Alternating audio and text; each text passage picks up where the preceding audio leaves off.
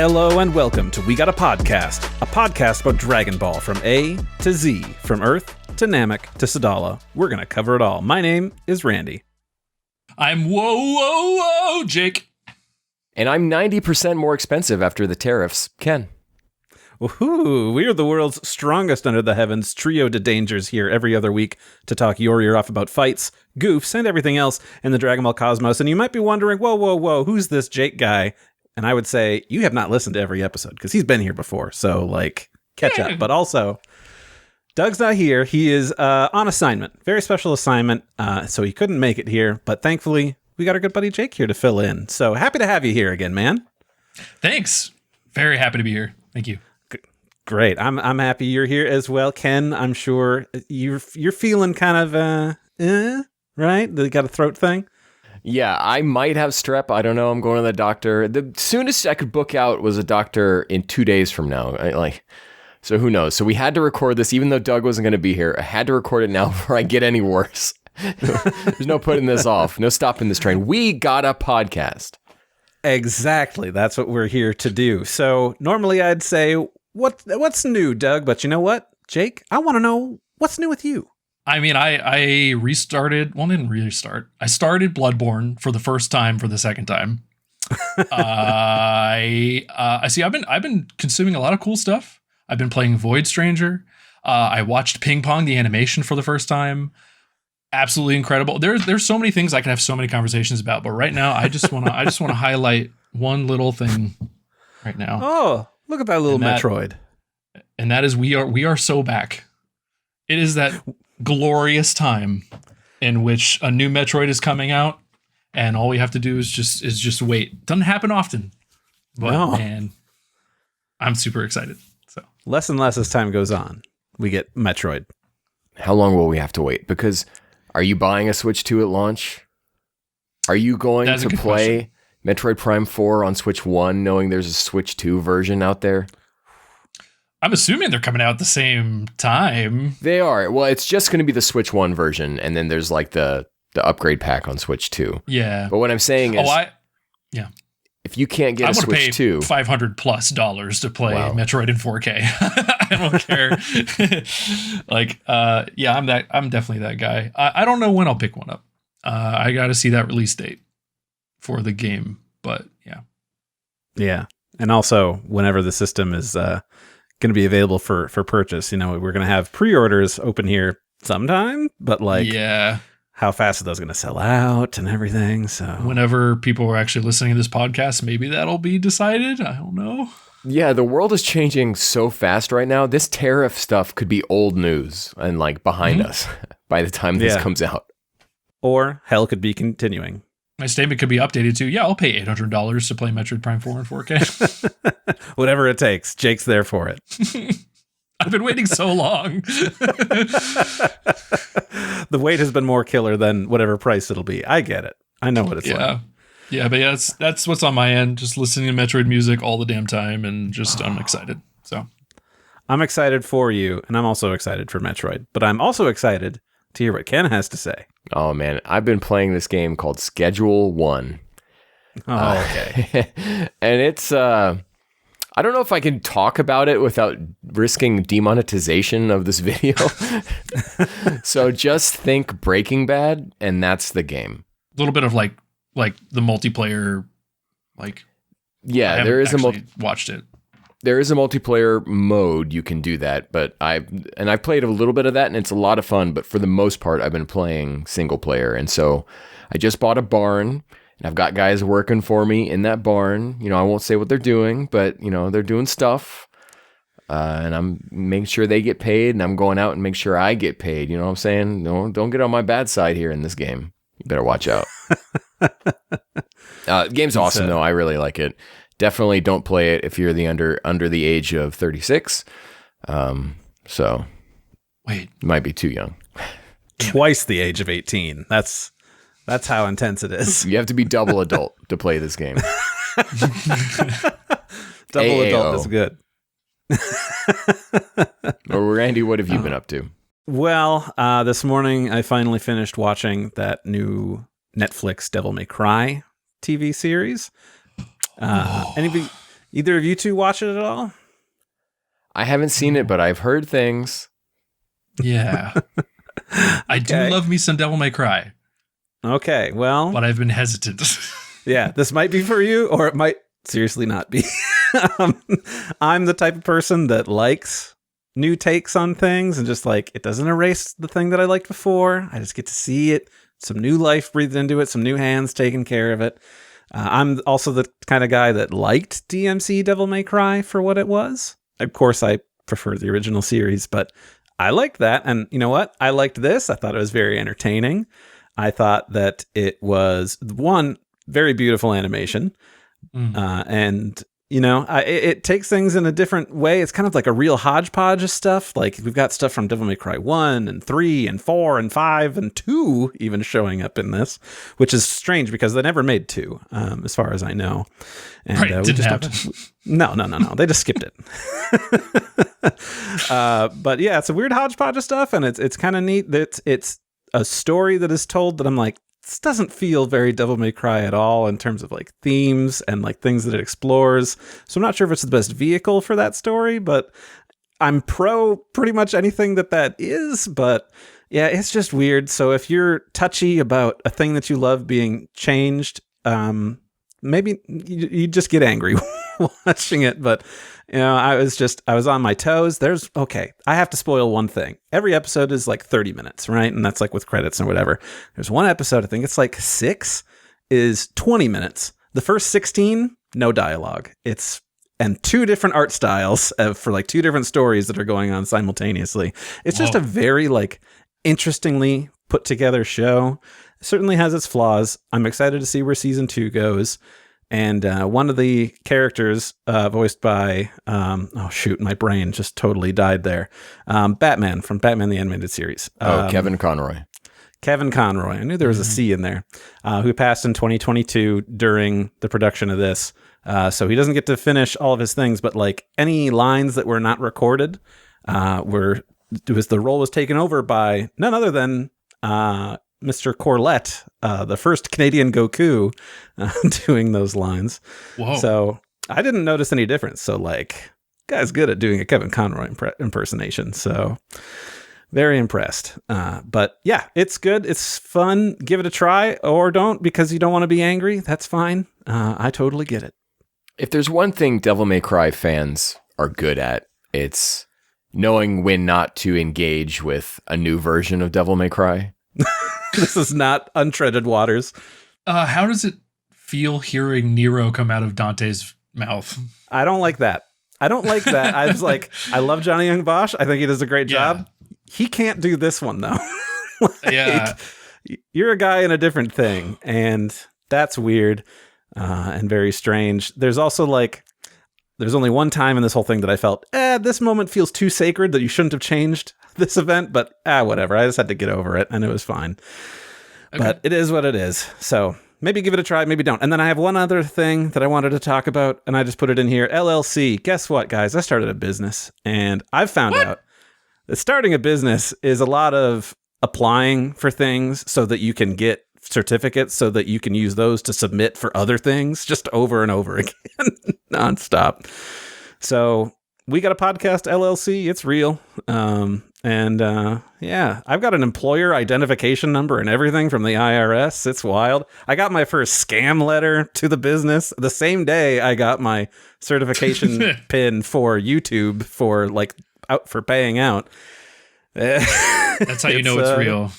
That's how you know it's real. Florida is sending me letters trying to get money out of me. And I'm like, I don't think you do get money out of this. You had nothing to do about it. I don't live there. So it's weird and it's strange, but we'll see how it goes. So that's exciting. And we had talked about it before on the Tenchi episodes, which we're doing live. And if you missed last time, you'll have missed the next one too, because this comes out a week after our second one. But, subscribe to our YouTube. We're doing those live on Tuesday nights. This last one you just missed was on the 15th. So go ahead, listen to that. Otherwise, we've also got the audio versions up just like we normally would on our off weeks. So just continuing through, doing OVA 2. So do your homework and listen to what we had to say. I think we have good conversations about it, and it's exciting. Jake doesn't know. He wasn't there. Or maybe he was there for the live one and, I missed it. Oh, well. To quote people in chat, even though they weren't familiar with Tenchi, they were there for the vibes. So, if you like hearing us discuss Dragon Ball, it's the same, mood. We're just talking about a different show. That's a good point. That's a good point in your court. The vibes are what the kids are all about these days.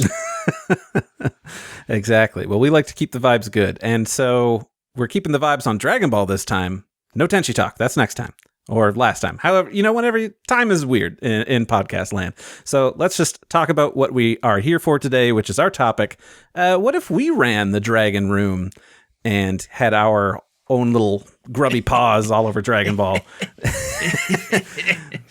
Oh, that evil laughter from Jake. I love it. He's got machinations, not plans. It's what every fan is thinking. Let's be real. I got plans. Oh, yeah. So I said the Dragon Room. You might be wondering, what is that? So it's Sele, but deciding Dragon Ball. Okay, I'm talking about a different show. That's Evangelion. Now, what is Sele? Well, good question. I've got 26 episodes and a few movies of homework for you, and then you tell me what it is. But we'll just say that as reported by the Mainichi Shinbun, which is everyday newspaper, as far as I've learned from Duolingo, that on October 12th, 2016, Shueisha established an organization whose purpose is to break down barriers between departments to expand and optimize the globally popular Dragon Ball franchise. And as part of the rights division of Shueisha, the editor-in-chief of V-Jump, Akio Ioku, was made to be the section chief of the Dragon Ball Dragon Room. And you might be wondering, well, if this is a team, who else is there? Good question. So Yahoo Japan in January 2017 posted some stuff. They said, quote, they decided to establish a new section for contacting Toriyama-sensei and other things to keep the franchise going indefinitely. The team is the editorial and rights departments members of V-Jump and coordinate with their whole thing is to coordinate with Toei Animation, who make the TV anime, and handle editorial supervision, official paperwork, as well as merchandise development. We decide the content of games like the arcade game Super Dragon Ball Heroes or the game series Dragon Ball Xenoverse. By taking part in this merchandise development, we try and make the franchise into an even bigger hit. In addition to domestic merchandise development, another major job for this section is expanding overseas. So still... Another member of this team then would be Victory Uchida, who is I'm assuming, based on your description here, who is the editor of Dragon Ball Super in V-Jump.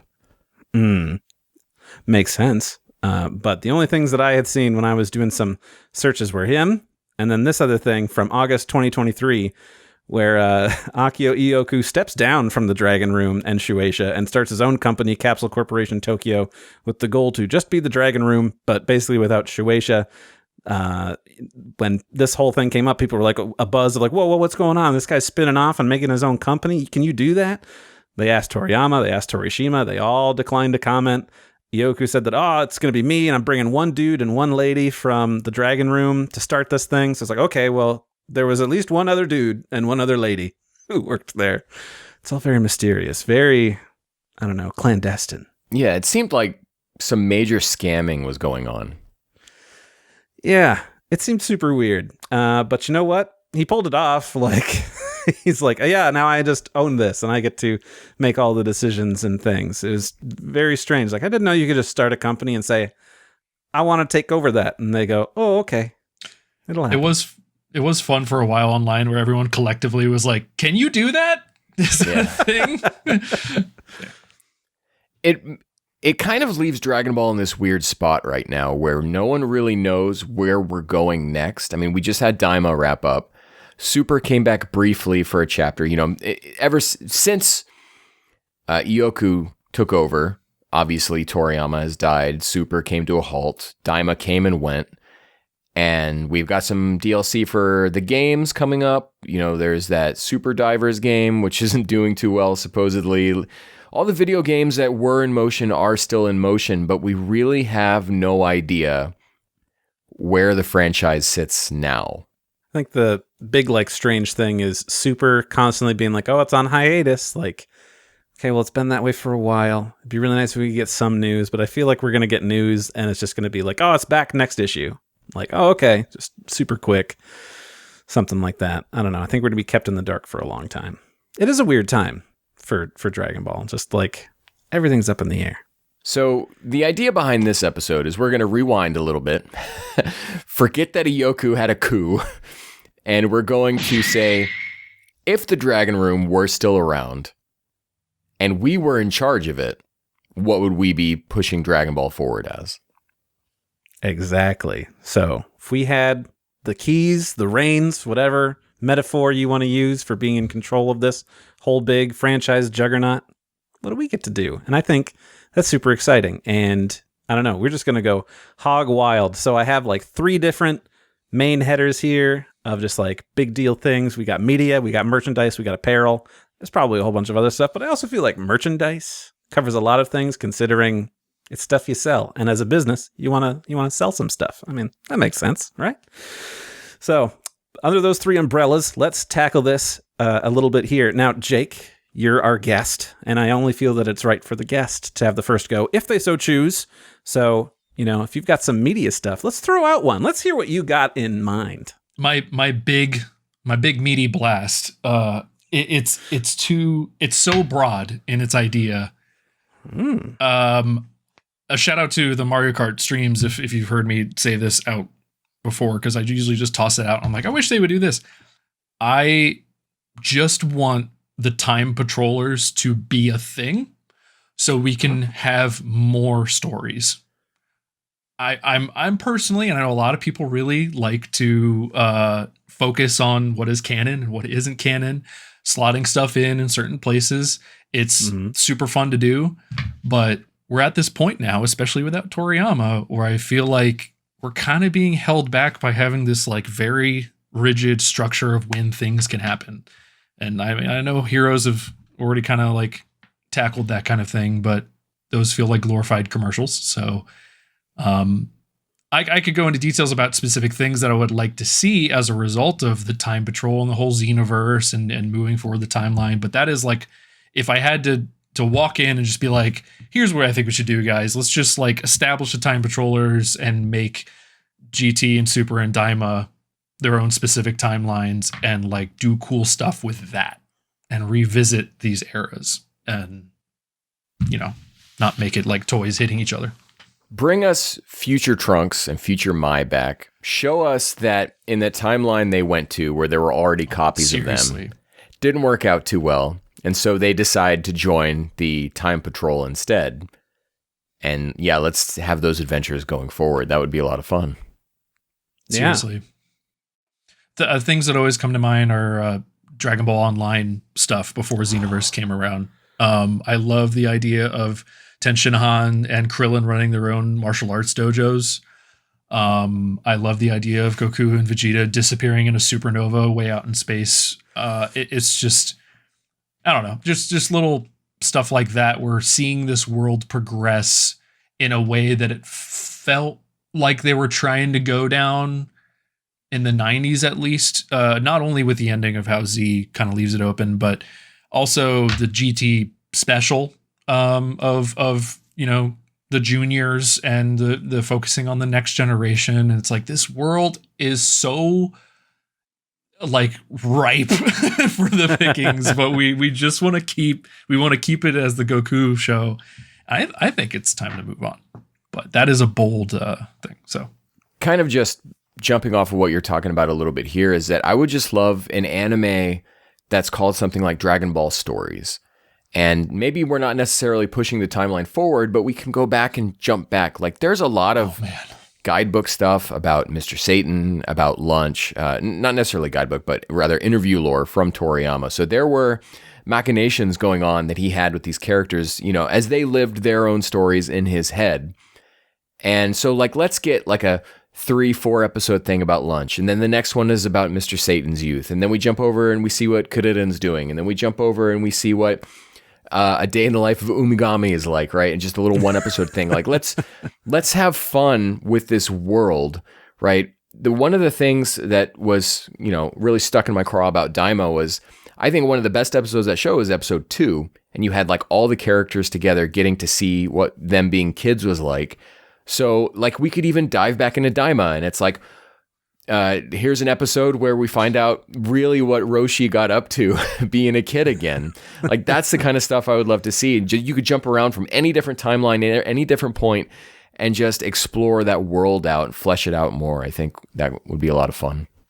Yeah, just being able to get out there and just do whatever, have total freedom. That's very bold, like you said, Jake, but I think that would breathe a whole lot of life into some stuff. I was cutting you off, Randy, on something you wanted to say earlier, but Ken, you're making my neurons like fire off in terms of like, because I was just thinking, of course, the future just feels so untapped, but yeah, go back. Not only go back to previous moments we haven't seen, but also like different perspectives of like people at a tournament, you know, watching Goku and Krillin fight. What's maybe someone in the crowd. There's so many side stories that just be like, yeah, this is happening. But anyway, yeah, I want to know more about Mutaito. Oh, there's so many things. So many things. Yeah, there we go. Yeah. But yeah, Ken. Randy, sorry. Yeah. No, that's okay. I don't even remember what it was going to be. So instead, I'm going to say, Ken, give me something off of your list. Nice. Sure. So if we're doing a show like this, we should obviously kickstart it with the one piece of Dragon Ball manga that has never had an animated adaptation, which is Jocko the Galactic Patrolman. You know, do a little 6-episode arc that is just a straight adaptation of that. It's kind of important. Especially if we want to tell Moro later, which I'm sure we'll get into. Let's go back and really explore Jocko's story, because when people saw Resurrection F, like, I don't know, 95% of the US audience went into that, and all of a sudden Jocko showed up and they have no idea who he is. Let's go back and tell that story for all those people who just are never going to read the manga. Yep, absolutely. So you stole something off of my list, because I said Jocko adapted into an animated film or short series by Sunrise, Kamikaze Doga, and Anima, helmed by Toshihisa Yokoshima, the studios and director of Sandland. Make it 3D. Go for it. I think that would be a real big blast. Make it happen. Damn. And you would definitely need a lot of visual flair. I haven't read Jocko in a while. I don't really remember it being like the world's best story or necessarily exciting enough to warrant a movie. So if you're going to do that and add in different action elements, yeah, you want to have the cream of the crop working on something like that. Jocko deserves it, you know? Yeah, it's the one, even Minus had some sort of an adaptation. Yeah, that's true. Although, Nekomajin Z, we never got anything for that. So it'd be great to have some international rights for publication for that, you know? Right. Like we got like, what was it? Like a chapter here in Shonen Jump or something, or maybe it was 2. I don't remember. That's another thing that you could throw into this Dragon Ball Stories idea of just like, hey, we're going to tell Jocko now. Or Nekomajin, sorry. Right. That ties into another thing I had here, which was going to be some OVA shorts adapting the original illustrated stories, which were just like 6-page things that came out a long time ago. We had ones that's focused around Piccolo and Vegeta and Trunks at like different points in their stories. Like for Piccolo, it was like going back and like talking about all that. For Trunks, it was like the training with him and his dad and like being in the Room of Spirit and Time, like from his point of view and like wanting to make a connection with his father. Like, it's just some cool stuff. And you could just throw that into this, you know, anthology anime where it's like, let's explore this. Like, what was Lunch doing? Or like, you know, the Umigame storyline that Ken wanted to see. You know, this is also just like right for the picking to just use that as some inspiration for that. So I'm going to take over and say another one, because I feel like these all kind of like focused in on the same thing. Like, let's just do some wild new stuff there. We're going to rescan the 80s and 90s anime at 8K. We're probably going to release it at 1080p, but like let's be future-proofing it here and not do it at 480p just on the eve of HD becoming a big thing. Whatever's left of those reels in the basement of Toei. Right. Yeah. Well, we're going to scan it in our original masters as high a quality as we can. And then we don't give it to Toei. We're going to give it to like AB Group. We're going to give it to Discotech, somebody I trust who's not going to screw with making things like, oh, it's green because we intended it to be that way. Like, no, I don't trust you, Toei. You can't do this. It's going to be somebody else, some new steward of this whole thing. Didn't something just fall through with AB Group where they are now out? Exactly. Yep. They got that one set and that's it. So basically just Toei ghosting them and dragging their heels of like responding or getting them any materials. And it's like, you know what? We got to move on and do other stuff. So huge bummer. Yeah, extremely huge bummer. So until I get my hands on the Dragon Room, I don't see a reason why I should have to buy any of that stuff anymore, because you guys suck at it. And you took it away from AB Group doing the good stuff. We talked about this, in the last episode with dubs, and it's like, why is Dragon Ball the one dub that is just treated like a joke? And it's like, but the same thing applies to the show itself and how Toei looks at it. And so they go through this whole trouble to create a Dragon Room, and the quote is what?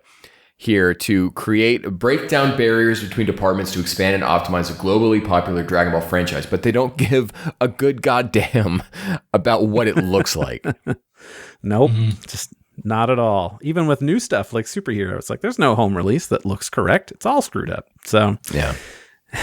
And they said, oh, that's intentional. But then all future releases by Toei don't have that problem. So it's like, clearly they figured it out, but they just don't want to admit fault or do anything.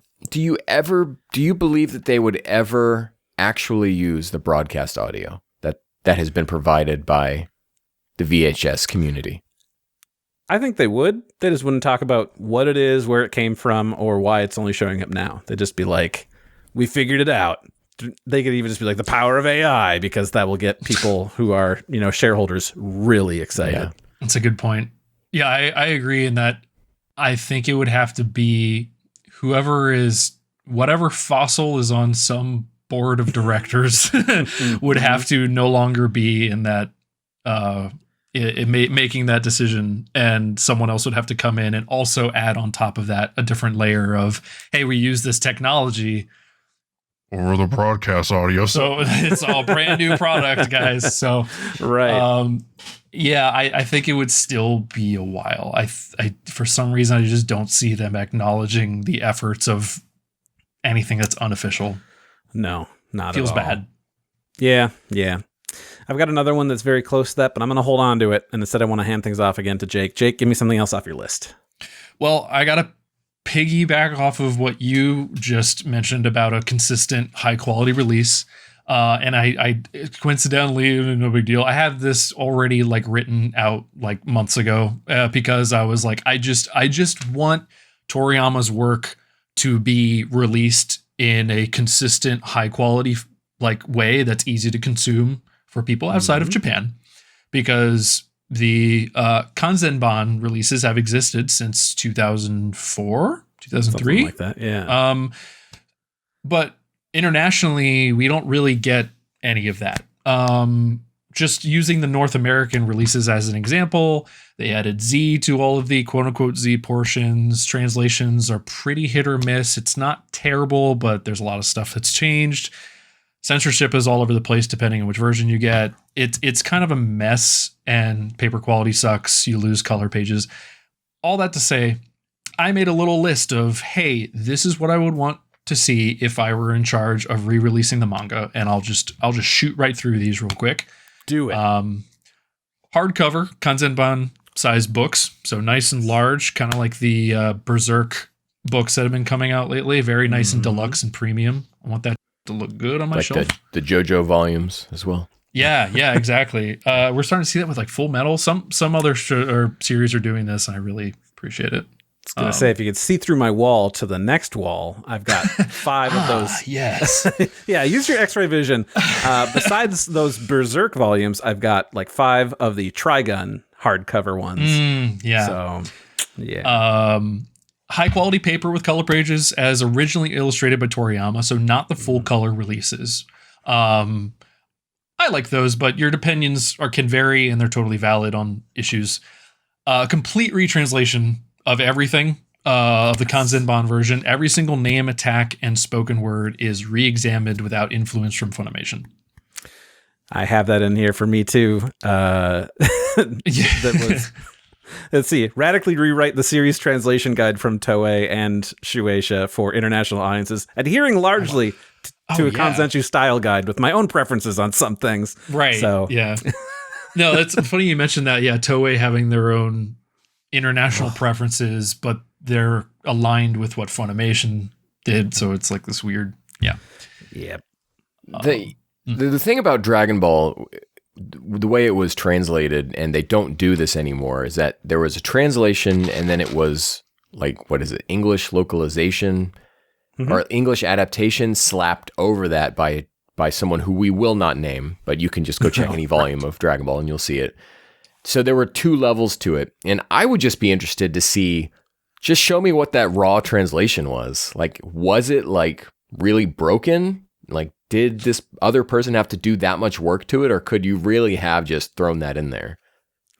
Ken says he wants that, but then yet he always gets on Steve Simmons' butt for being too literal of a translation. Hey, no, I'm a Weasel's Fart fan, okay? No, I'm a Simmons defender sometimes. Okay. I'll defend Simmons. Yeah. I was going to say, I would, but I feel like Ken has been vehemently not. But well, yeah, it was something in GT I got tripped up on, but I don't that's remember. True. Comment below if you know what it was. Yeah. And meanwhile, Jake can continue listing off the things that are going to make this the perfect release. Yes. So that was all of the stuff that I think critically is like absolutely key. The other points on here that are more my like, okay, if we're going to be like perfect, we got to be perfect about this kind of stuff. If you know about the Kanzenban releases, you know that Toriyama drew new covers for each of those when they first came out. Since we never got those, I just say, let's do both. Kanzenban cover art on the outside, and then the original cover art that he drew for those original releases displayed on the inside first page, just so you get both. Drop the Z. It's just Dragon Ball. Yes. It's just Dragon Ball. Include the original ending pages with featuring Oob as a bonus. So because this is the Kanzenban release, if you want to make it a marketing thing, sell it as, hey, it's a new ending by Toriyama, even though it's kind of 20 years old at this point. But include both. Just make sure that everyone gets that. Trunks the story, that little flashback chapter is appropriately placed in volume 26 instead of at the end as a weird like end of series thing. I always thought that was kind of weird. And feature complete illustrations of both the Tankobon and the Kanzenban spine art at the end of volume 40 to 34. I just meant as like a gallery thing. Yeah. Since they probably wouldn't look the same on these deluxe hardcover books. And editorial interviews from other manga authors discussing Toriyama's legacy, and index and notes on translating names, phrases, and attacks. Let everyone know why your favorite character isn't spelled the right way. There's a reason for it. Yeah. Just put it in the back. I like that. The one thing I would change is these would have to be like 3-in-1s or something. Just make a whole bunch of them as a thing, so that way That'd be thick, but yeah, that's okay. I mean, the Vizbigs are that. It's just also a hardcover you're adding on to. So yeah, they might already because the Kanzenbans shortened the series from 42 to 34. That's right. So it is a bit more condensed. I haven't seen them in person in like a long time, so I forget how. Okay. But these legend books, which are condensed down to 18, they're really cumbersome to flip through. So that would be like, I love this release. And for those who don't know, these are the Omnibus collection here. And these are huge. I mean, these are about the same size as the Dragon Ball full colors. At least in the US release. But yeah, again, these are about going to be 3-in-1 type size, and they are just impossible to flip through with good quality paper. It's less than that because the Vizbigs are usually 3-in-1, except for one of them that's 5 and one of them that's 2. And there's only 14 volumes of those. So 18, you split it up a bit more. I think that's better. But that's just me. I get it. I can see both ways. I don't know. I just like the value of having multiple things in one go, but I get it. Was there anything else on your list, Jake, for the perfect manga release? That was it. That's all good stuff. Hope anyone's listening, because we would have no complaints from there. Then everyone can read the same thing, and nobody's saying, well, I read this, I grew up with this. It's just what it is. Yep, exactly. I want to also piggyback off of that real quick before I send Ken on his way to give his dream. Because you're taking some stuff out of mine, but it's like split up on a couple of different things. So I'm just going to add for that with when you do that release, whatever it is, like make sure you have a prominent label on there that this is the uncensored one and whatever. Because there's been so many times that I remember through the years looking on the Kanzenshu forums of like, hey, is this one uncensored? It's got this label on the back. It's like the old Viz logo. And it's like, yeah, that means it's uncensored. Like, no, actually it is because it's this like edition printing. Like, put something on there just so that way I know for sure. Do the famous, you probably know what I'm about to say, the Warner Brothers warning. There you go. This thing is from a different time.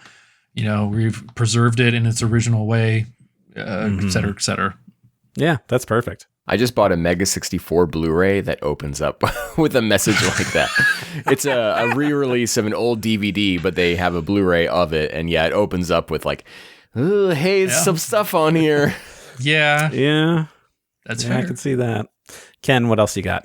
Elephant in the room. Super 2, baby. Let's go. Come on. Of course. I mean, we're on the parade. We are now. So like, okay, let me ask you guys a question here. Would you start Super 2 at a Broly retelling or would you start at Moro? I would start with something new that is interstitial between Broly and Moro. Just a short little thing. Could just be like one episode. It could be 4. Just, to get people to be like, okay, we're coming back here, but don't forget, like, this is what's happened before, and here's where everybody's at, and look forward to what's going to be happening here. No more movie retellings. I was about to say, do we still want that? Is that a thing that people want?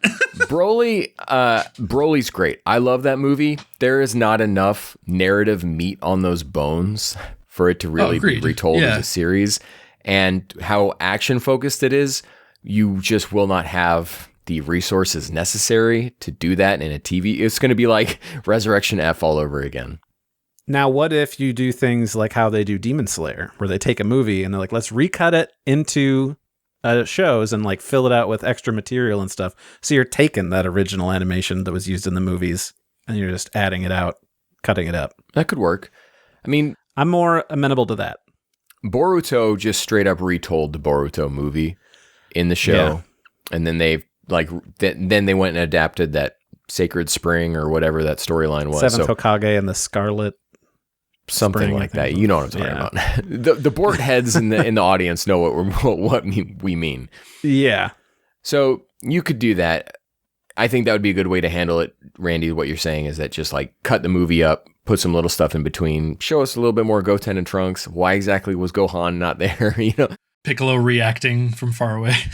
But the reason why I would say do Broly in some form is I think you have to retell Superhero if you're adapting it from the manga version, because the manga version is so drastically different and is setting up Goten and Trunks to be in a different place, or at least, you have that whole prequel story, which doesn't totally jive with the movie versions of how things go down. Mm-hmm. That would suggest that we are really trying to align Toyotaro's manga with a show going forward, like making this the kind of prime source. Yeah. Because I as much as I like the superhero stuff in the manga, I'm like, do we need to? Is it required going forward? Are there elements with Goten and Trunks that we really need to carry forward? Unless we're going to do a Goten and Trunks focused, right, show.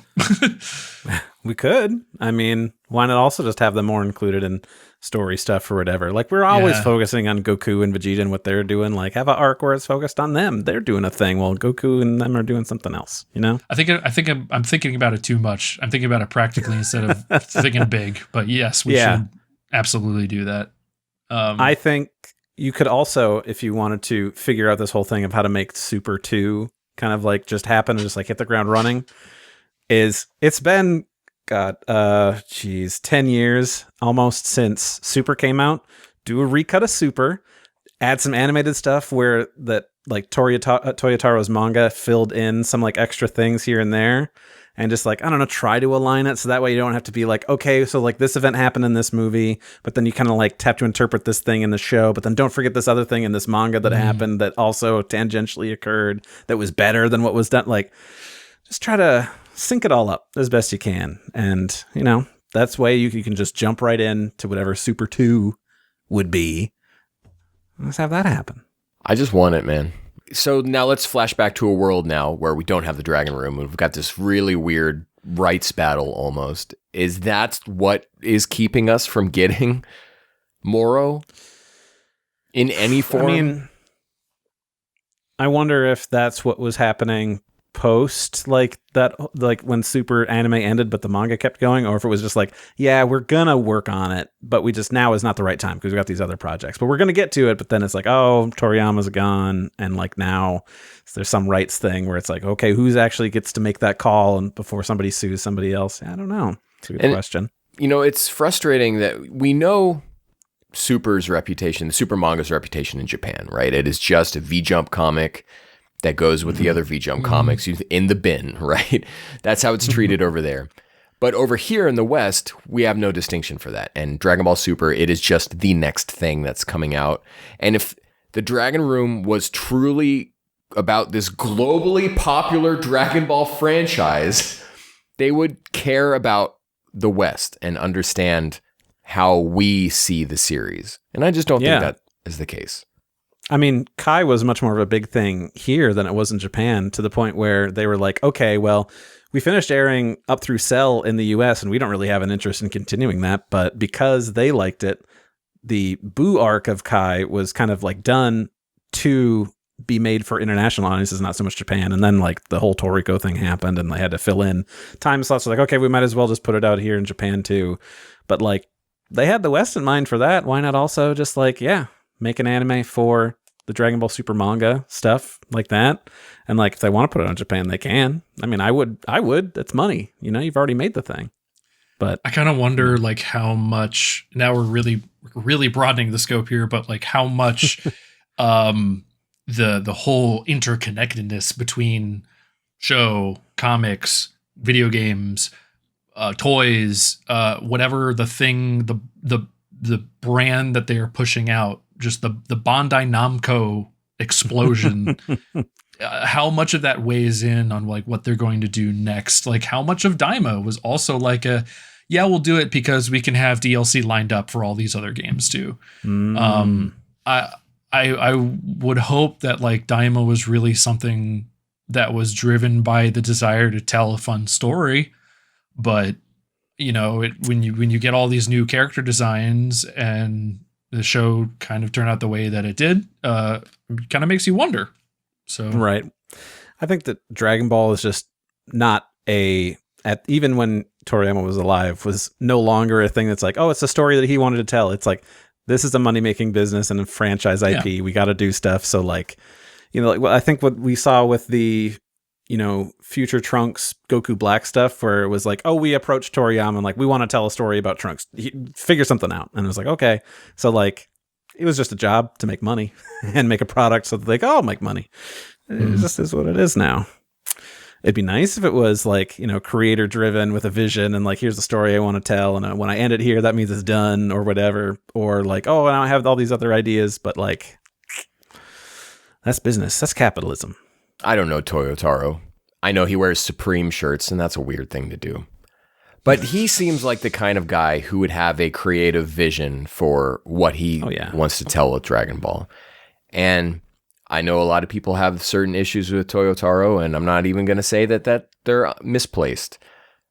But really, he's the guy who should be making more shots called than he is.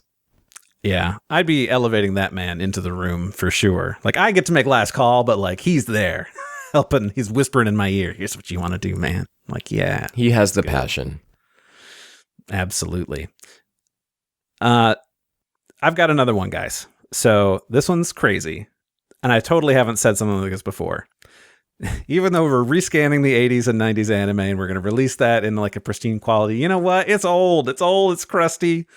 We got to do something new about that. So we are going we're going to reboot it, and we are going to have it headed by Naohiro Shintani and Chikashi Kubota, basically replacing Minoru Maeda and Katsuyoshi Nakatsu as character designers at each of their different points. So as far as Maeda went, I had the thought, I'm like, I want Shintani to do the early stuff and then Kubota to do the later stuff, because like he did such a good job for Boo, but also he did a really good job at the Red Ribbon Army stuff. So I'm like, maybe he's tired of Boo and like have him do the early stuff and Shintani do the latter stuff. I don't know. I just think it would just be a neat thing, really make it look great. I would have that same color palette and stuff as all of the flashback things in Super Broly, where it's like they had that quick flash of like, here's all the villains. Like it looked very like watercolor and like pastel-y.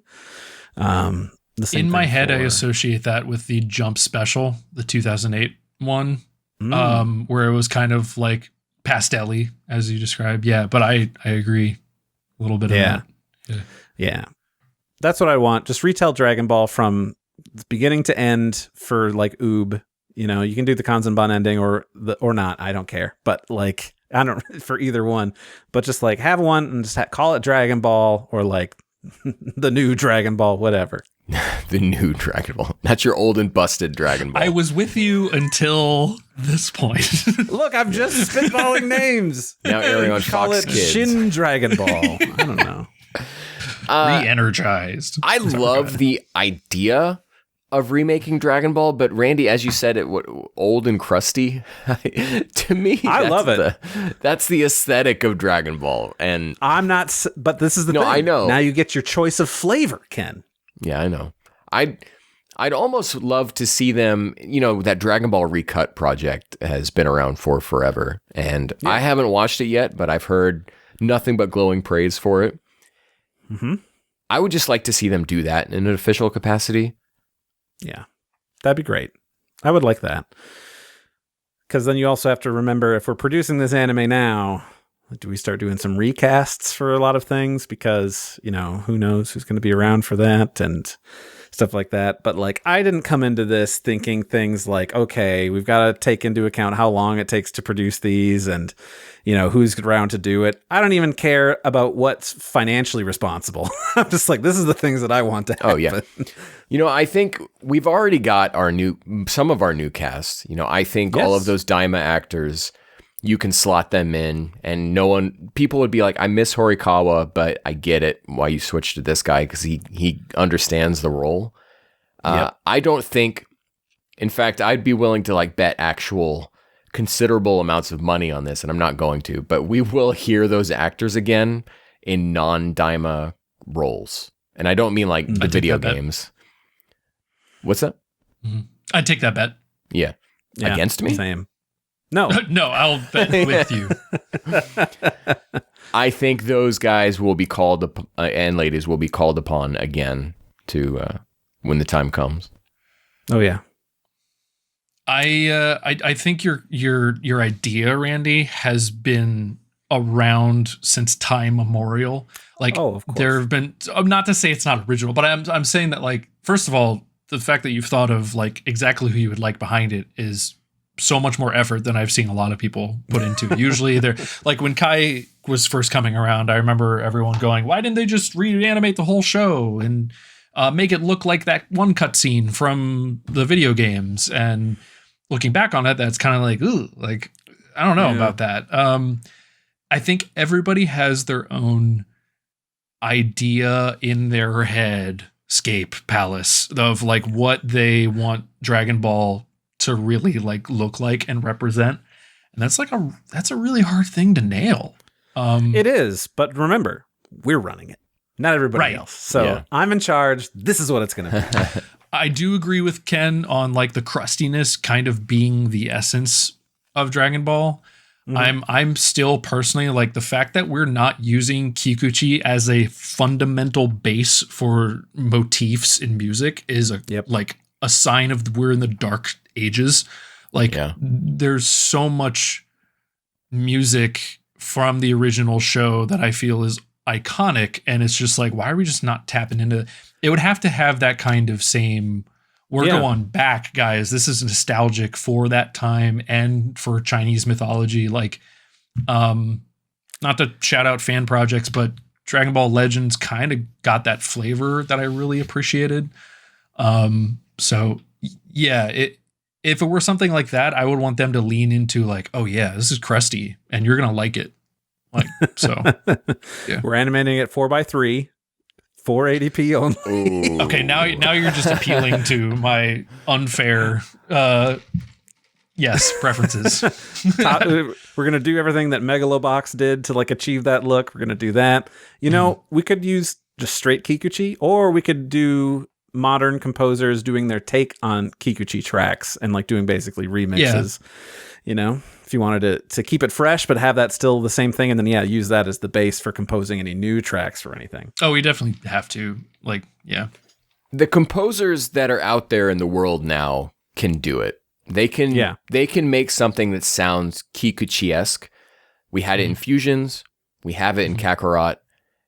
Yamashita almost had it with a couple tracks in Daima. It's like the second or third track of the whole soundtrack that came out. It's called King Goma. And it sounds so wildly Kikuchi. And then none of the other tracks sound remotely like that. Like, you had me for a second, man. And I don't even remember that track being in the show at all. Yeah. Definitely seems like there's more tracks on that CD than there was in the show. It's one of those things that just makes you feel disconnected with. It was like, what do people in the modern Dragon room or at Bandai Namco or Shueisha, what do they think Dragon Ball sounds like? What is the sound that they have made for consumers? And yeah, it's butt rock. That is the sound of Dragon Ball now. Just nothing, just rock, generic music. That's like the sound of Dragon Ball. So what they have in Fighters and then the different phone games, and it's just this episode is turned from like what would we do with the Dragon Room to just straight up like critique of how Dragon Ball has been handled. Well, that's how we're working off of it, guys. Like we gotta, what did we see that's wrong, or what are they doing right, and then we're gonna do that and push it up to 11. See, over there, they actually are listening to what people are saying in the West. They're like, oh, a lot of people seem to like this Falconer guy. Panera? Oh, Pantera. Sorry. Panera. Yeah, let's do that for lunch and then just move on. So where were we? Jake, was that yours about that, or was it just going off of a thing that I had said? I forget where we were. I was going off of what you said. Okay. I can think of another one. Yeah, let's do it. Video games being cooler. What if scenarios? More what if scenarios. Oh yeah. I don't think that's too out there, but Sparking Zero had some really cool stuff like that. It kind of falls into doing more of what Xenoverse was doing. I am kind of like that guy who loves the self-insert stuff of Xenoverse, even though it's not a great game. Xenoverse 3 would be great, but very unnecessary. But yeah, the what if scenario stuff, like really going like, we're not going to make like a couple fights and then it realigns on the timeline. I want to see a full, like, I just remembered, what if I got reincarnated as Yamcha exists? Yes. Like stuff like that, where it's like, yeah, and then he did this, and then we keep going.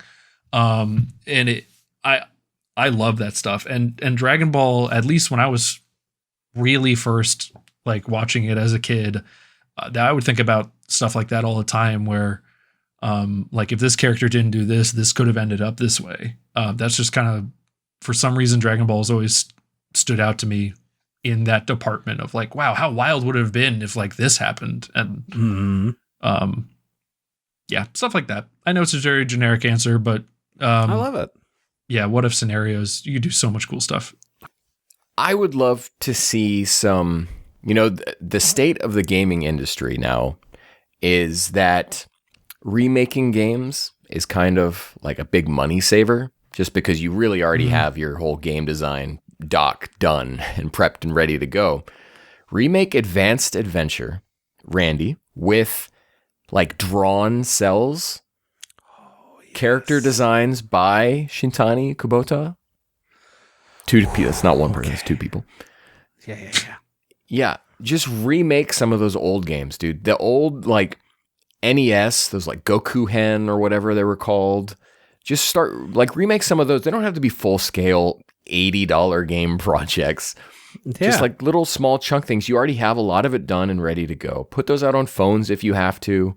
Do you remember the Wario Land game for the Wii? Yes. Just think Advanced Adventure in that kind of like, everything's drawn. Exactly. Yes. Thank you, Eric. Trunks knows. Fully on board.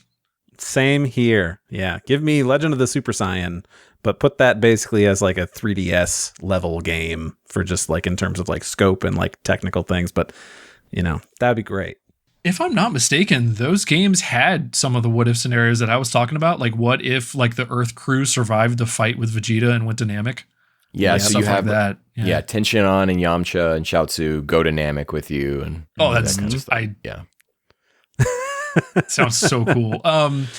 Someone out there continues to buy those SD Gundam tactical RPG games, so I am sure there will be an audience for the card battler RPGs for Dragon Ball. Absolutely, exactly. That's Super good. Budokai needs to come back. That would be great. Redrawing the SNES fighters. That would be great. Imagine if they redid Final Bout Oh, and modernized the controls in combat. But they weren't even modern at the then. So let's just redo Final Bout like from the ground up. But yes, take out that input lag from like pressing a button and then like 4 seconds later it does the thing and the animations are super slow and sluggish. Yeah, let's do that. But you don't touch the opening. You just leave it just as crusty as it was. Yes, absolutely. Well, you find the film reel and you scan that in. Like, I don't need it to be like 140p. I even have that. Ooh, who knows? we have Sparking Zero, which is kind of, that's going to be around for a long time. That's now a platform. Yeah. Fighters has kind of run its course, and kind of I don't really know what you do after that. I don't really want to see personally, I think Infinite World was a travesty, and I don't need to see another fighting game from Dimps. I don't trust them after that. So yeah, like go back and redo those Super Budokai games, one of those. We have a really limited fighter roster. Of course they would put DLC in there. That's just how the world works now. So Super Budokai 1, 2, and 3 as all one game, just like use the fighting engine from one of them and then just have it run through all the things. And there you go. Ultimate Battle. I don't know how you'd redo Ultimate Battle 22. You don't. You don't have to. Yeah, I guess. That's the one exception. We don't need that. I do want Final Bout, though, again. Yes. I'm very much the type of person that's constantly asking for remaster collections that include the old games as well. Yes. Like all of that, which we described, like, let's just reskin Super Budokai 1, 2, and 3, put them all in one, but also include the originals. Mm-hmm. Probably have to replace the music. That's probably what's holding all these up. Yeah. Yeah. Which is unfortunate because, man, those tracks. No, here's what we do. We've got enough money. We are the head of the Dragon Room. We find everybody who is ripped off. Okay. And we pay them a handsome enough fee that they're like, it's just some Japanese cartoon thing from the 80s. Yeah, I don't care. It's $10,000. Like, here, just take it. Like, now we can use all this stuff. That money subsidized from making Ultra Ego Vegeta figures. Boom. There done. we go. Roger Waters is like, whoa, Dragon Ball money. Guy from Pink Floyd. You're right. Yeah, absolutely right. You get everything, include the old games, throw in a gallery, Yes, absolutely. I love this. Yeah. Ken, did you have something else in your list here? Because I know that I've exhausted my media stuff, but I would love to hear it. Kind of jump into merchandise. Doug wasn't here, but Doug did want us to send a message for him, just saying that his Dragon Room thing would be about figures. And I think his exact wording was, we all know. That's what Doug would bring. My Dragon Room was just going to be figures. We all know this anyway. That's what he wrote. Agreed. Did you have more stuff that you wanted to build off of from his thoughts about figures? I want Form 2 Cell. Where's that Figure Arts? I've got I've got Perfect Cell, and I've got Imperfect Cell, Form 1. I've got no Form 2, dude. A big gap here. Come on, fix that. How am I supposed to fire my lasers if I don't have that figure? It's true. We got to have that for the memes and everything. Include a faceplate that is just the doctored version with the eyeballs going, funky. I also have a thing for figures in here. in merchandise. More manga dimensions. I know everybody hates it, but they're all wrong. They are objectively the best, and we need to have manga dimensions versions of everything, and they don't go out of print. We make a ton of them, so that way Randy can just freely be like, oh yeah, there's that one character. Let me get one of them. Yeah, that sounds great. I want that. Who's your least favorite character in Dragon Ball, Randy? Least favorite? What are the criteria? Like, just throw off one you don't. Throw off one you don't really care for. Chaozu, I don't really care about. Okay, manga dimensions, figure arts, Chaozu. Are you there? I don't want SH figure arts. Give me statues. Yeah, I was like, what? No. Manga color figure arts. Sure, I guess, so long as I'm also getting my other things. No, Okay. because in this world, there are really cool statues. And, like, the posable ones are okay, but I really do just love statues. Kind of with Randy on that one. Yeah. Manga dimensions, Chaozu. Ben Presto. Ichiban Kuji. You getting it? You know what? I'm in charge of the Dragon Room. I think I just say send one of everything to me upon completion. Oh, true. I keep forgetting that we're like gods in this situation. Exactly. Come on, man. You're thinking too small. True. Yeah, you got to think big. You got to get Chaozu hanging on a branch of the Tree of Might with his hat off and the one little hair hanging off. Yes. You got to get moments. I gotta have that one. That's the good one. Or even, the one of him from Tree of Might getting karate chopped in the back of the head. That's what Let's just do a line of Chaozu getting just messed up. Just sell an explosion, but just call it the Chaozu statue. When he blows himself There up must on be Nappa. one of him blowing up on Nappa's back, right? Sure it's that. It's going to be him holding on to the back, but I just want the explosion, like the actual fire erupting out. One thing Doug probably would have talked about was the third-party community here really doing what Tamashii Nations won't. And like Tamashii Nations, they probably have a much longer, production schedule. And in fact, I can probably look in this book that came with that Ultra Instinct Goku, because I'm pretty sure there's stuff about what that production schedule looks like. And so that's a much different scale than these third-party, or as I call them, bootleg communities. They can whip these things out pretty fast, but they are making the stuff people want. And Tamashii Nations this is for me. I love it, but they're making Kiwi and Nail, dude. And most people don't want those figures. Are there manga dimensions versions? Because I'll take that. Okay. Well, I'll talk. Call me when Gogeta is released with nipples. Yes, 100%. I mean, this figure might have nipples. I'd have to take a look. Manga dimensions nipples. I would appreciate that. That credit scene, you have to. Anyway. Yeah. I'm just glad that it's one of his victory poses in Sparking Zero. Anyway. Yeah. They knew. I can't think of many figures. I've seen I am also more of a statue guy. And even then I'm super picky. But I need to get more for sure. It's just that I so very rarely see something that I'm like, oh, I really want this character in this particular moment. Yep. But they have been making more like good joke figures, like the one with Kid Kuririn, but with the full moon as a head. Yes. Frieza in the middle of his second form transformation where he's just super inflated and he just has the normal bottom half. That stuff is so funny. I like stuff like that. So yeah, I would have to see more of that. I would want to see more stuff from like early Dragon Ball. I mean, like Yamcha getting like poked in the eyes or something like that. Tenshin Han's volleyball technique in the face that he does. Like, Dragon Ball has a lot of moments and a lot of really funny, expressive things from Toriyama. I love me a Goku glare, but goddamn, we have so many figures of Goku glaring.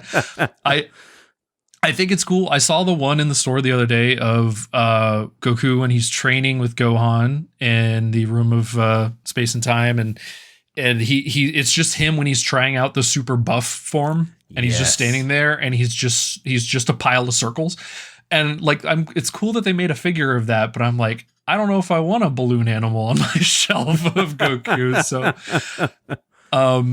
but yeah, that figures. The one that comes to mind right now that I don't even know if it exists, but I just want old battle armor style Vegeta when he was fighting Frieza on Namek. Just want a good statue of him. But yeah, that'd be good. Yeah, I love that look. Maybe when he's a corpse. I don't know. So they always make those drinks, that's like, oh, Super Saiyan Blue Vegeta, like on the thing, and it's like, I don't know, blue raspberry or something, whatever. This tastes disgusting. Yeah, they're not super great. But here's one that is going to sell like hotcakes. I'm talking Heat-Tap. Oh, yeah. Like, the drink that was in Trunks' little mini fridge when they're waiting for Goku to come. Let's make it. We're designing the can. It's going to look the exact same. I don't know what flavor Heat-Tap is going to be. I was about to say, what do you think Heat-Tap tastes like? It's going to just be some sort of flavored ramen. Is just what it's going to be. But like... Baja Blast. It's Baja Blast. It's future Baja Blast. It tastes a little bit sadder because like that future slightly muted Baja Blast. That sounds like a really good Comic-Con stunt to do. Like if Dragon Ball ever has a huge presence at Comic-Con again, like have that be a booth thing. Yeah. Presented by Heat-Tap. There's another one. I forgot it was on my list. Partner with an automaker to make a Dragon Ball styled concept vehicle. Because they've always got like these car shows and like, check out this cool thing that we designed. That's never actually a thing that hits the road, but they're like, it's a concept car. Make it like in the style of like Bulma's motorcycle. Like it's not even just a thing you're going to sell, just to be like, check this out. Everybody takes photos and like writes blog articles about it endlessly. And everybody desires it. And that's what it is. That's just the thing I would do. More weird cars. Yeah, I can easily see some private engineering group in Japan being like, hey, we were really inspired by some of Toriyama's illustrations and we know he loved vehicles. So here's the motorcycle. Here's the like, oh. Yeah. Good one. That is a good one. Thank you. Ken, let's hear yours. Yeah, the Kikuchi Master Collection. There are so many Kikuchi tracks left unreleased. Jake's dying. Yeah. Sorry. Can you include some Tokunaga stuff that was never fully released and put it up? Yeah, I mean, that too. There's no reason why these tracks shouldn't be released. So, like, even 1997, when GT ended, right, maybe the interest in GT in Japan at the time wasn't enough to put out a CD.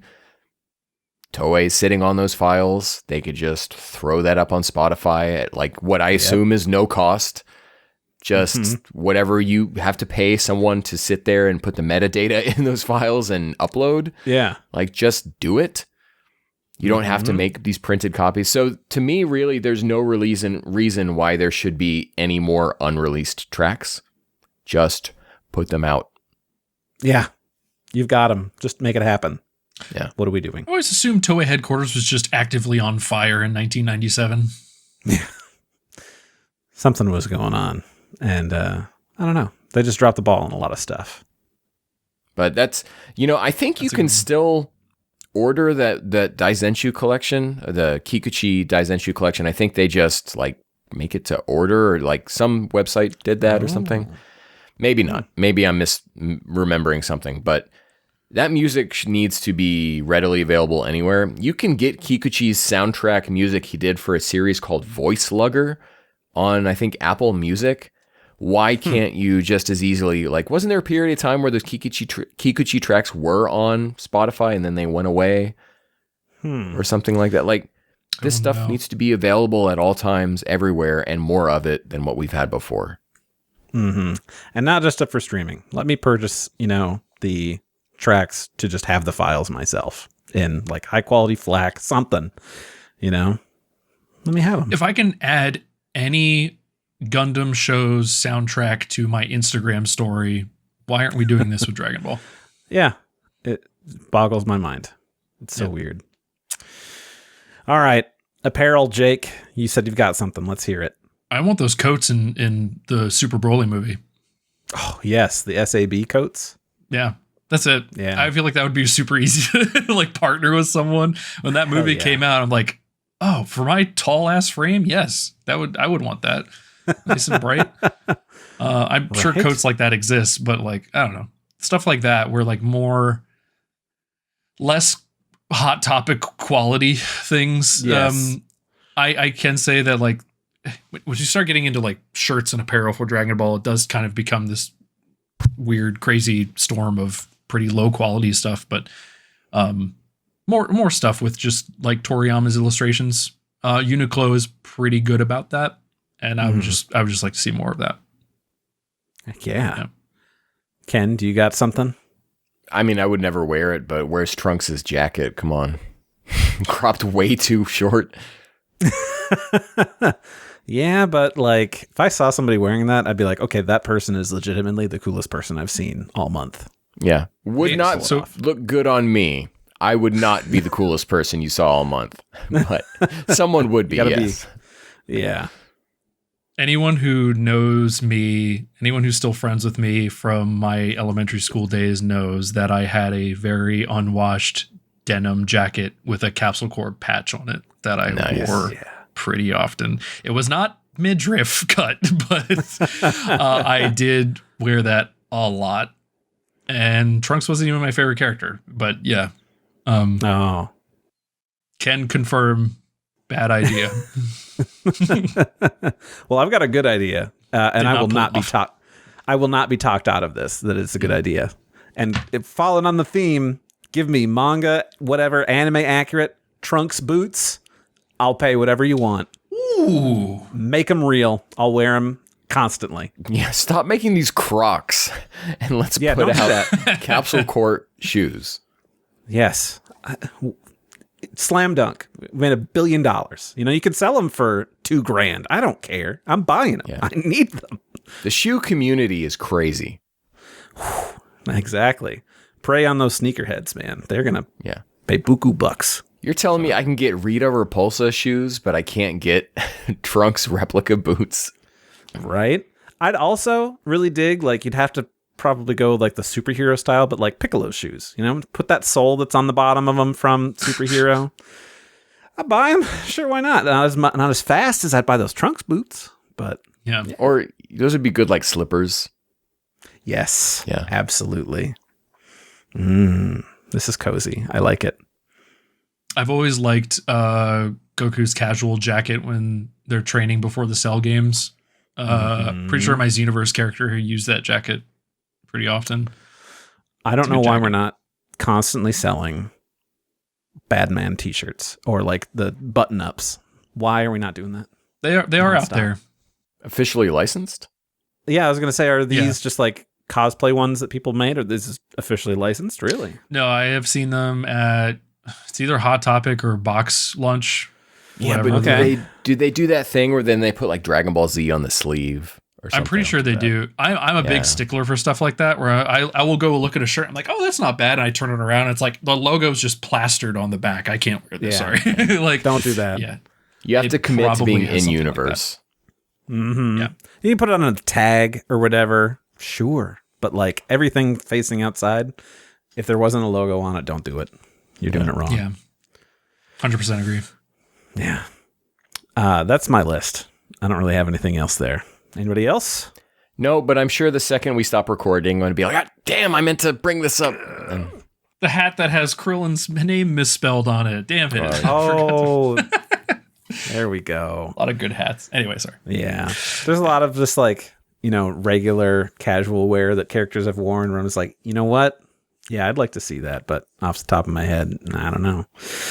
There's so much good stuff, and I also actively tried to make sure not to look at any of the people's responses to this because I'm like, this is going to be so many good things, and I didn't want to steal anybody's stuff, steal anybody's thunder. So we're going to take our little break here, guys, and then we're going to come back and hear what you had to say. I want to read your lists about what you would do if you were in charge of Dragon Ball. So stick around. We're going to be right back.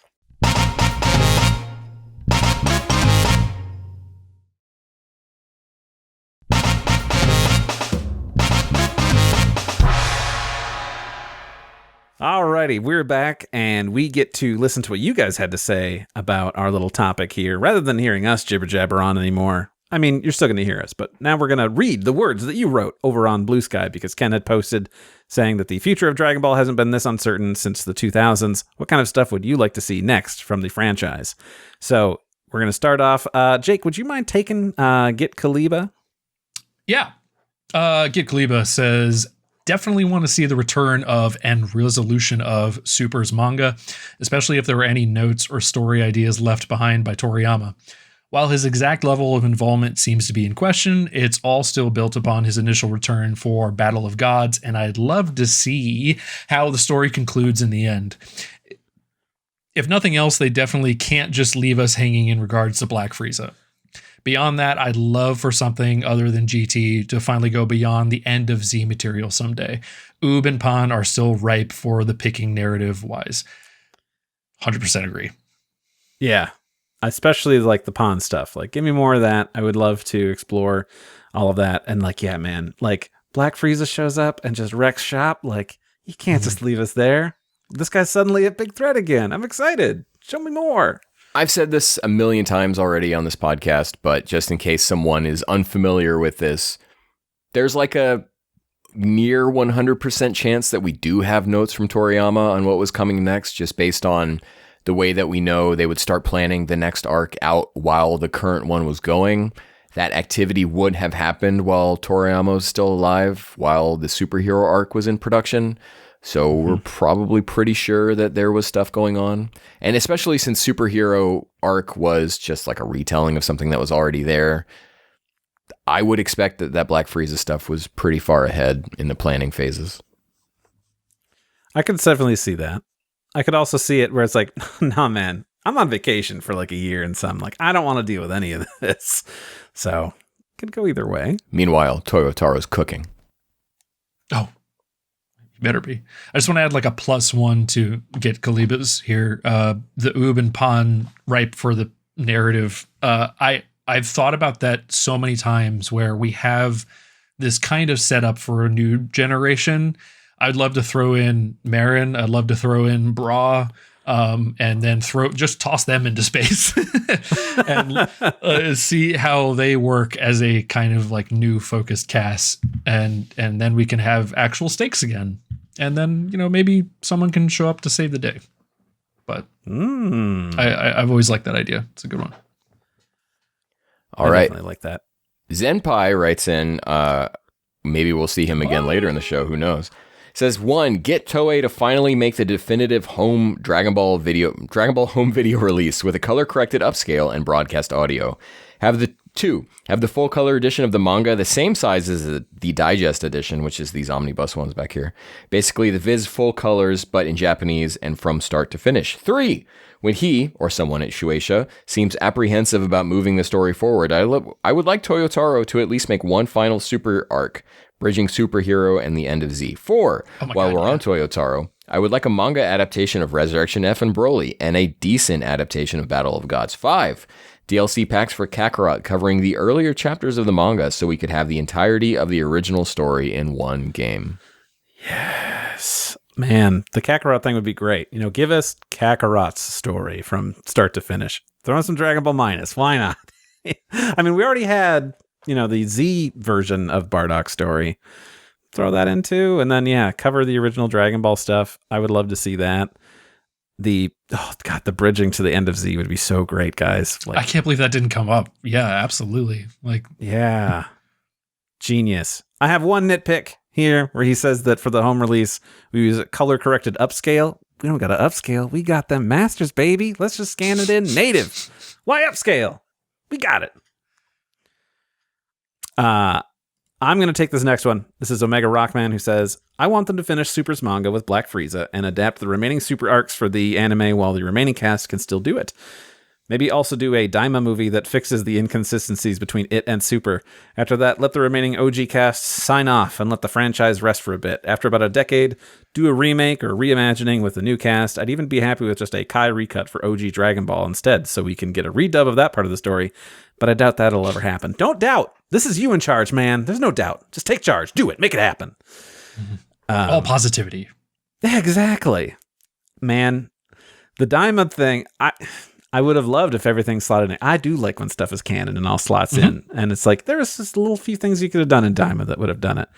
But having basically like like Persona 4 Golden, but just of Daima, but let's just throw in some things here to fill it in and make things make sense. Yeah, man, make that happen. I'm down. Final Forum writes in, as a physical media person, Blu-rays of the original series NZ and sure GT, I guess, that aren't awful. Yeah. Special features would be nice, but I don't think it's too much to ask for a high def transfer with correct colors and aspect ratio. But here we currently are without that. Aside from that, I kind of don't care. Everything else the franchise has or will ever do is kind of gravy to me, or the cherry on top, pick your food metaphor. Dragon Ball will continue until the heat death of the universe or nuclear winter, whichever comes first. I think eventually every future story we might want to see will be done, and I spare little thought considering its future. There's thousands of hours of Dragon Ball between manga, shows, movies, and games. I don't really need more. I would just like to not forget about its past and preserve it in the manner it was meant to be experienced. This is kind of a vibe for me, for sure. There's so much that is so patchy as it is. Let's fix the foundation first. I kind of get where he's coming from. He or she, sorry. It's a he. I was on his show. Gosh. Oh, right. Yes. My apologies. But yeah, great point. Yeah. I really like that approach of just let's fix the problems before we start building stuff that, eventually we're going to get to, because we'll be doing this forever. I think to get that to happen, we need more Toyotaros and less of those, what did you call them? Fossils? I think that's the only way is if the impassioned fans really start to come in here, or they give it to Discotech and they take care of it. But that won't happen. Nah, well, not if we're in charge. Nerdy Norwegian writes in, it says, I want another calmer period like the pre-Super era, basically Budokai 1 through Xenoverse 1. No new story content, but showing us the story of the manga in new ways via the games, etc. If the next big thing is a remake anime in 10 to 15 years and nothing big happens until then, I'll be happy. I kind of get it. Do you remember those years? I don't know, maybe it was just for where we were at our age, but those wilderness years of nothing really happening before we got the Jump Super Anime Tour special. It's oh man, let's just live in this. Isn't this stuff great? The original manga and anime series, and we get some games, and we got the Kanzenban, we got the Dragon boxes, so that's cool. But otherwise, let's just vibe with it instead of worrying about what's next. Just enjoy what we got. So this next one here from Jacob Sawyer says, I would like to see the rest of Super Animated. I'd like a return of the manga and to see what they do with Black Frieza. Let Toyotaro cook for a bit.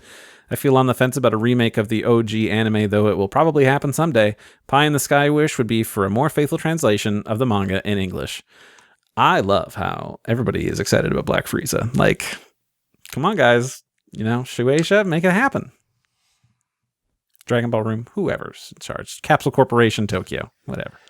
I just don't know why we aren't getting a retranslation of Dragon Ball. Of all the things to do, right? The timing of when the full colors ended and when that guy got arrested was so suspicious. Mm-hmm. Just do it. You redid JoJo Part 3. You retranslated that whole thing. I think you're doing retranslations for Full Metal Alchemist and some other stuff that's moving. Oh. I'm not sure. I mean, someone will have to tell me. I would hope that they were doing retranslations because Full Metal Alchemist was still of that era, I believe, where they were still having an additional localization step in there. But I really don't know. I would just guess that they're doing that. I mean, we know they did for JoJo, so let's do it for Dragon Ball. This has got to be the number one thing people, and not just from I don't like how they translated this one attack in Naruto. Not from that level. It's this is the thing that desperately needs to be fixed. Mm-hmm. For sure. It's a huge moneymaker, and also it deserves it. Look at its status at what it is in the manga canon. Just come on, just put some time and some love into it. I also think that just the pull of here's a new there are so many re-releases of the same product that's pushing, if not has surpassed 20 years now. Of that translation or that release, the mere concept of we're doing a retranslation and it's in a deluxe version of it, people will want to see what's new. People will want to read this new definitive version. I think that's easily worth the time and effort. Mm-hmm. They probably see it already as a money-making machine and they're just pumping it out, but I think it would still be worth it. So yeah, exactly. And let's get rid of Shakespeare Piccolo. We don't need that no more. Yeah, true. Yeah, and that's another thing. You look at the back of volume 16, where they had him in like Shakespeare man. mode, and then you look at what was actually in that book, it was not there. Yeah. So, Yeah. Also, just volume 16, man, on my shelf. That thing's thick. oh yeah. That thing's big. Do you have the Compared to misprint the rest of though, them. with Piccolo on it? Maybe. I know what you're talking about, but now I don't know if mine has that. I had a weird misprint with Visbig Volume 1 of Dragon Ball where randomly a chunk of the Oolong chapter was in upside down. So, Nice. and like backwards. I replaced that just 2 years ago, but I had it for 12 years of there's this weird part where it was randomly upside down and stupid. Things are funny. Jake, you got another one here from somebody special. That's not on my list, by the way. You said it was for, we can cut this out later. Doug? Is Doug on here? Yeah, Doug's the next one. He's not on the skeets for me. Wow. This is where we find out Jake is blocked, Doug. All right, I can just go for it. Trabaz himself, the man, the myth, the legend, Doug, who had to chime in more figures and a Dragon Ball sports video game. Elaborate more. That's the thing. Where is Dragon Kart? Like, do you like Bandai Namco? Do you like money? Do you enjoy having cash in the bank? Why are you not making a Dragon Ball kart racer? Oh man, just like a cool kart reimagining of Trunks in his time machine, but with wheels. Whatever you got to do. The fact that this doesn't exist tells me the wrong people are in power. We need a coup now. Yeah. Toriyama's vehicle designs are right there. Yeah, man. Make it happen. Yeah. All right. Do you want to take Gabe here, Jake? Yeah. Gabe writes in, to be honest, it deserves a break for now. At most, maybe do more passive stuff and release proper Blu-ray remasters of the series. A manga re-release with fresh translations would be nice too. Pie in the Sky prediction, considering how the franchise spans different mediums, I think a new story in the form of a video game could be interesting. My hot take is Daima could have worked better as an RPG. Maybe an Attack of the Saiyans spiritual successor. Oh yeah. Oh yeah. I mean, we're looking forward to the Kakarot DLC for that because we're like, this is going to be the real Daima story. Yeah. I'm going to see how that whole thing plays out. Oh yeah, I'm excited for it.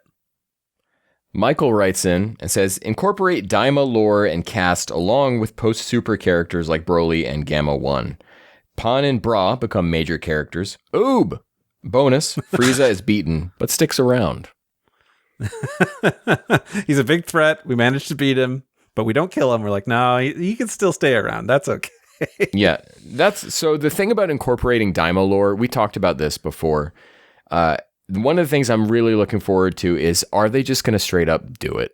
Are they going to have Ku and Do or something? In volume 24 of the manga that just came out, we do have Popo lifting up his turban and his little horns are there.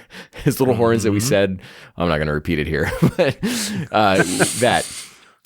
So we know that Daima is in the minds here of the series going forward. Are they just going to commit and say, yeah, Daima was so broken from a lore standpoint, but are we just going to say, screw it, and that it's a part of this? That's what I want to see. Yeah. It'll be interesting how it all unfolds. Just a little additional bit about Frieza sticking around, and also the previous comment about Black Frieza. I kind of just like, yeah, he's back. He's out there doing stuff, and now he's got this new form. Like, I want to see the narrative payoff, if there even is one. Like, why did we bring back Space Hitler? Tell me. This would be a great way to bring Kula into the story and let us get canon Kula, which I would love. Yeah, like Black Frieza's going wild and he's now stepped into Kula's territory, and Kula's like, enemy of my enemy is my friend, and joins in with the Z fighters. Oh yeah. You can't trust these Friezalings. So he's a bad guy after all. Spoilers. Well, that'd be fun. We could actually give him some character because I feel like, he's just, it's Frieza again, guys, but he's slightly different. And that's it. He has a new form, I guess. But now Frieza does that too. So would this finally give us a narrative excuse to explore Frieza's family, race, origin, like what the hell is their deal kind of thing. That would be so much more interesting than the flashback we got in Granola. You know, I'm almost, Doug, we love you, but you not being here means I can really dive into stuff you haven't read yet. Yeah. I've forgotten about that whole thing. Well, soon enough, we're going to go back into it. Soon. Who's taking this next one? I believe that I'm this next one. All right, so we've got Shenran14 who says, 1, Dragon Ball FighterZ 2. It's a no-brainer, and something should have been in development when Dragon Ball FighterZ ended.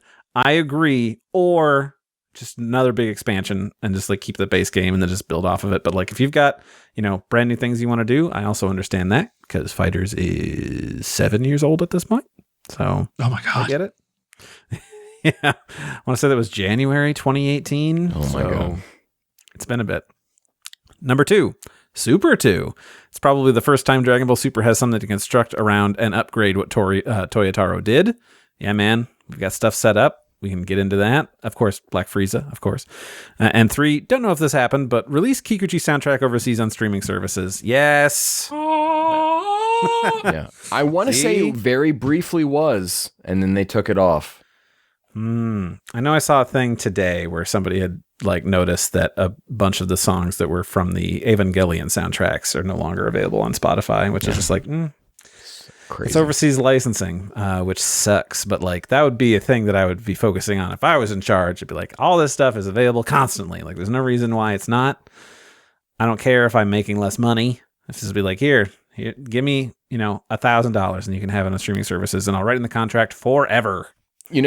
Just one of the things about Super 2 and constructing about something that's already done is, when Super was on TV originally, that thing was melting all the time. And the famous thing about Jiren supposed to be there during those preliminary fights and then wasn't, they switched out for Toppo. You wouldn't have to worry about that because you're working from now 3 arcs already in the can, assuming you redo Superhero. You don't have to worry about anything like that. And honestly, as much as I love Toyotaro's manga, it could use a little filler to kind of stretch stuff out. There's the whole thing in Granola where Granola is man, I have to get these Dragon Balls. And then he goes home and turns on a news program and it's we found the Dragon Balls. Okay, give me some stuff in between those so that that doesn't happen. Mm-hmm. Yeah, there's stuff we can go from there. Finally, Shen Evil, I believe this is Albert, writes in. Yes. Everybody here keeps asking for the usual stuff, i.e. more super anime, manga, etc. What I'd like to see, and Doug may or may not agree, is some more super figures, especially with some of those less popular characters like Hit. I need a good Hit figure to go on my desk with future Trunks and even more perfect Cell. I think he's talking about the red Cell Max. Could be. I mean, Albert famously loves Cell. This is Albert, of course, from the Kanzenshu Saturday night Mario Kart streams. If you're not watching, I don't know what you're doing with your life. You could also watch the VOD later and the highlights that Mike Vegito EX from Kanzenshu posts. Fantastic. Great way to digest the show. I guess. I don't know what you would call that. It's the programming. It's so Albert to just disregard what everyone else has written and be here's what you should actually be focusing on. And also, I'm going to call out Doug about whether agreeing or not. It would have been better if Doug was here to defend himself and chime in. But unfortunately, I'm sorry, Albert, but Doug had to take a leave of absence. Like I said, he's on assignment. I can't talk about what it is. It's very secret. Hush, hush.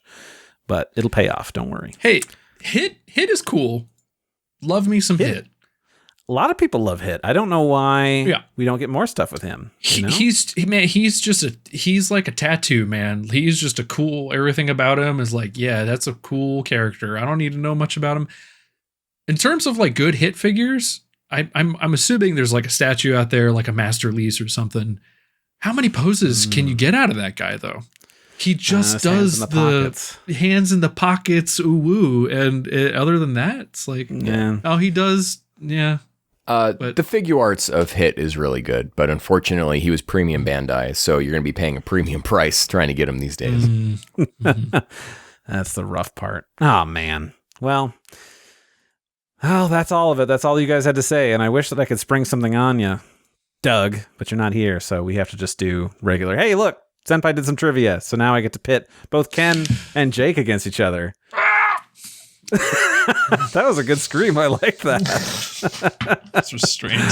So we've got 3 fun questions here from Senpai. Hands on your buzzers or whatever you want to call it. This is clearly we're just doing whatever. Okay. Ken, I don't want you to hurt your BK Dratini from 1998. Don't hurt that. Well, 1999. It better watch his behavior. Wish this was a squeaky toy. Oh, well. Ooh, that'd be good. Yeah. Get in charge of the Metroid room and make a squeaky toy Metroid. Oh, that's my next podcast. What was it, Ken? I checked the receipts. It's 98 on the tag. Oh, damn. Interesting. All righty. So here we go. Question number 1 from Trivia Deity Senpai. In which year did the full color edition of the manga start coming out? I'm looking at your buzzers. Who's going to smack it first? Got to give me a year. Full color Dragon Ball manga. All right, Jake. He's doing us a guess. I did the poke. I'm going to throw it out there in case I'm wrong, but closer. 2012. All righty. Ken, I would like to hear what you have to say. 2010. I'm going to give it to Jake. He was closer without going over 2013. That was like legitimately my first guess, but I was like, that seems too recent.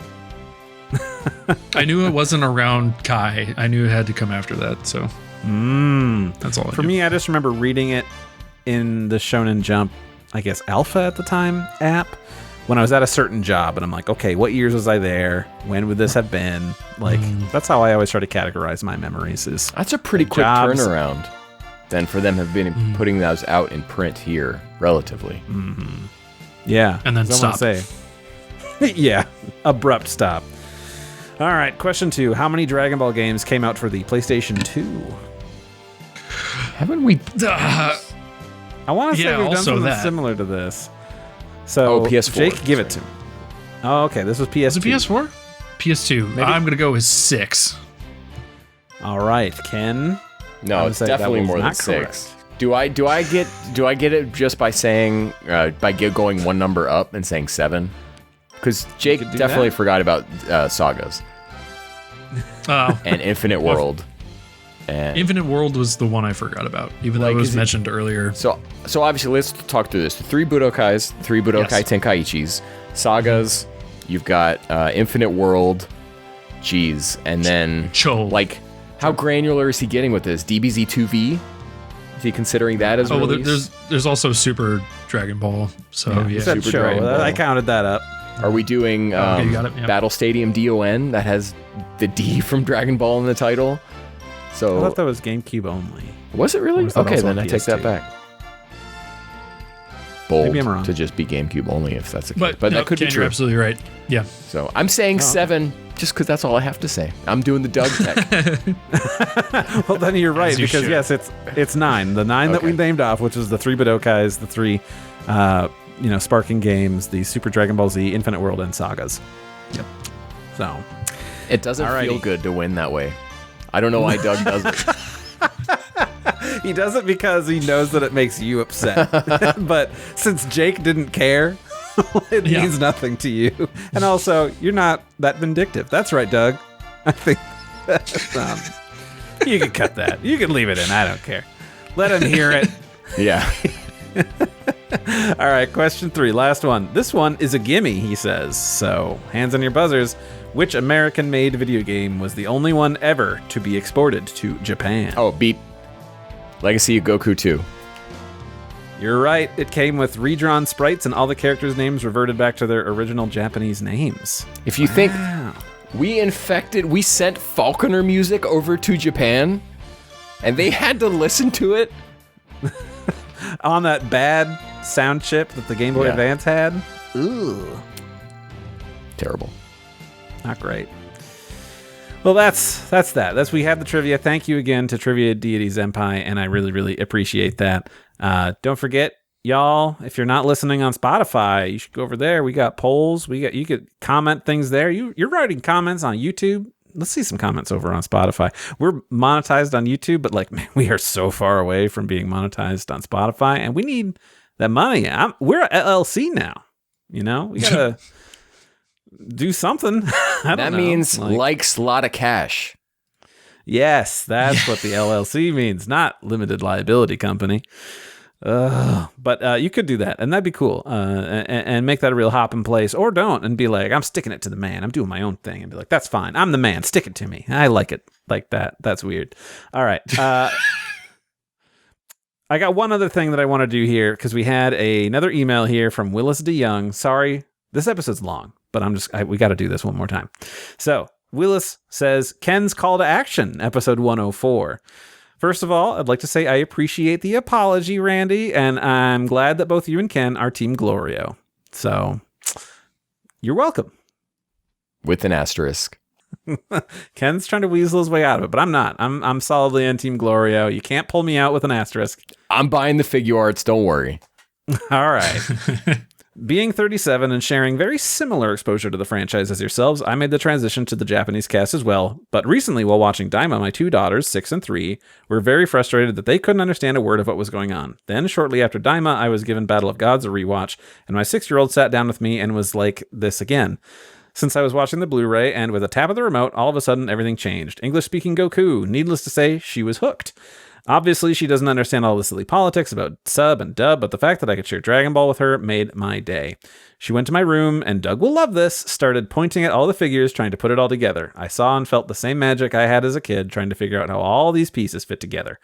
Appreciate everything you guys do. Willis. P.S. Could you shout out Emma and Violet? My girls will get a kick out of it.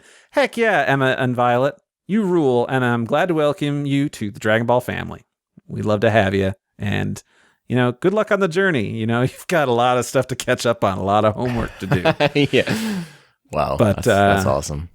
Yeah. Super happy to hear that. And yeah, you know what? Like, it's not just like, oh, we got to make a dub to be like, I don't know, improve upon what Japan did. If that was like an intent there, or like make it something palatable. It's also just like accessibility. Like, there are young kids out there.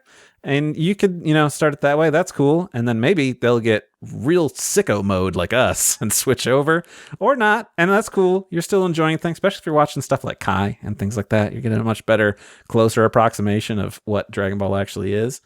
So yeah, man, there's all types, and we're happy to have you. And especially happy to welcome some new people. So thank you for that, Willis. It's very heartwarming, and I love it. Yeah, I love that. Very wholesome. Yeah, we love some wholesome stuff here. And we love so much wholesome stuff that we're bringing it to a close. Thanks for listening. I know. We're like, let's do this for 3 hours. It'll be great. No.